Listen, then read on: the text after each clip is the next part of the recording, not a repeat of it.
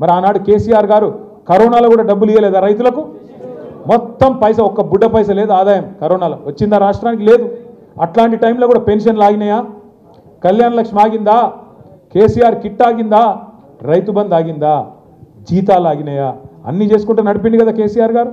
ఎంత కష్టం ఉన్నా ఎంత ఇబ్బంది ఉన్నా అన్నీ సదురుకొని ఒక పెద్ద మనిషిలాగా ఒక తండ్రి పాత్రలో అందరిని కలుపుకొని నడిచిండ్రు కేసీఆర్ గారు.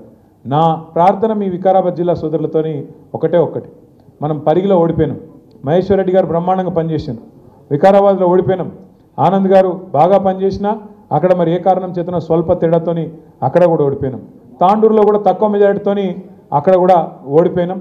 మన వికారాబాద్ జిల్లాలో మళ్ళీ తిరిగి అట్లాగే కొడంగల్లో కూడా మనకు కొంత నష్టం జరిగింది. ఈసారి వికారాబాద్ జిల్లాలో ఒక్క సీటు కూడా కాంగ్రెస్ పోకుండా పూర్తి స్థాయిలో మళ్ళీ గులాబీ జెండా ఎగిరే విధంగా చేసుకోవాల్సిన బాధ్యత